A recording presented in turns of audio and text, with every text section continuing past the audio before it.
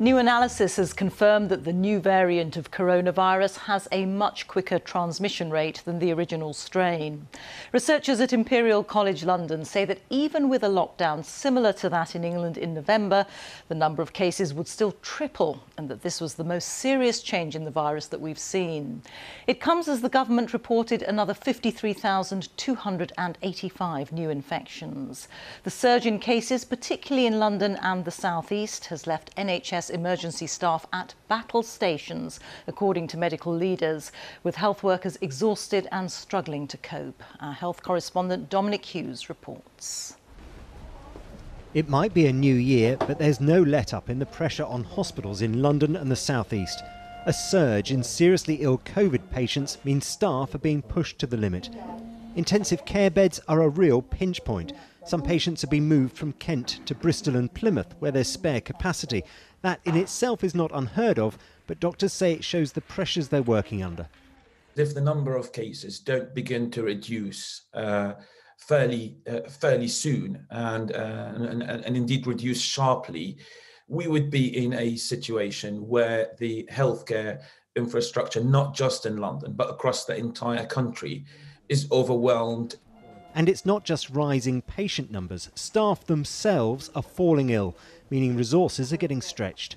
Everybody's reporting a lot of pressure. Everybody is saying that it's really difficult to offload ambulances because our departments are full, because in turn our hospitals are full. It's very frustrating because you can't look after patients in the way you want to. And when you feel helpless, when you know that there's a sick patient in an ambulance, which you just can't get into a department because there isn't space. In order to provide some relief, the Nightingale Hospital in London is being made ready for non-COVID patients. But still, hospitals report the situation remains very difficult. When we are seeing major London trusts, as we've seen in the media today, basically saying that they are under real pressure, they are at more than double the normal rate of ICU admissions than they would see. They are turning whole floors into additional ICU space. That's when we know we're in a very, very challenging place. This surge in patient numbers is being driven by the new variant of the coronavirus. It's more contagious and it's affecting more younger people. And it's having an impact not just on hospitals in London and the South East, but right across the country. And new research highlights the impact the new variant of the virus is having on the R number, the rate at which it spreads. Under the lockdown, maybe over the course of 2 to 3 weeks, the cases would have decreased by something like 30%. But if the new variant is now present, with this increase in the R number, all of a sudden, instead of a decrease of 30%, we get a massive increase. The number of cases over the same period could triple. So this is more or less the most serious change in the virus that we've seen since the epidemic began.